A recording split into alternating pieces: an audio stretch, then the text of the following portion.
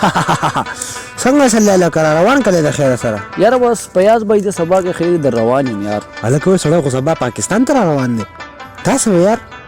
مړه یار مال ځان سره یو موبایل لاړه یار موبایل رابړم موبایل هم در راړم مړه سبا یاد ساتي یاران دوستانی موبایل به در راړم ډېره مهرباني که راځي که نه راځي زموږ کار شو مړه بیا موبایل بند کړ دی یار خو زه خیر تکړه لګ دی یار ملګری دی یار یوازې مې نه پرېږدي دله به موبایل والو یار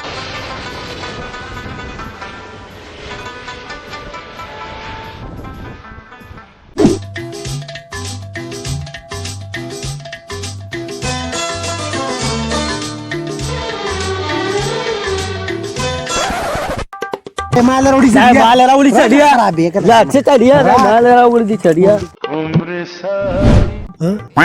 ته راغلی یار تا تخمړو خیال نه یار یا ډېر زیات ستړی شوم په یاده کښېنه نه رالم یاره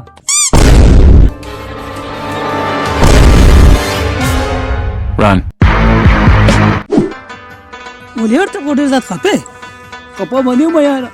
خو چې کوم ملګري سره ملاوېږي تښتي یاره ولې تا څه چل کړی دی پته نه لګي سر ټول مې ورته وي کښېنه نه راغلی یم خوشه داس مه راړه څه وایې چېره زر شه وایرس دا خو ډېر خطرناک وایرس دی زه خیر په تا مېړه خفه شو دلته یو پیر دی او ډېر رسېدلی پیر دی دلته کسوات ته ته ډېر وسواس څه کوې راځه که نه بوځم راته ښکاري چې دا د پیر صاحب شا ده پیر صاحب دا یم بچې وایه څه دې ویله پیر صاحب دی مې راوستری د باندې پوه شوم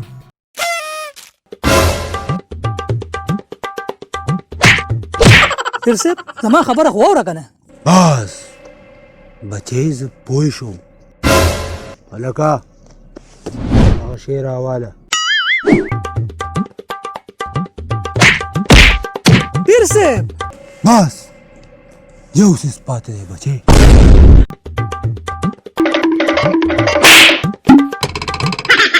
اوس وایه بچې د باندې څه پیر صاحب مړ دی که زما خبره خو تا پوره وانه اورېده که نه د باندې پیریان نه د باندې وایرس ته وایرس د چینا نه راغلی دی څه چیرې راغلی دی د باندې څه چلو شوې یا لکه د باندې خو هغه وایرس دی که نه هغه وایرس دی پې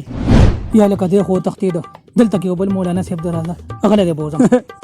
د خو کیمه کړه به مې شهید کي ته راځه که نه ته راځه نن هغه ډېر ښه کار به دې وشي راځه راځه نو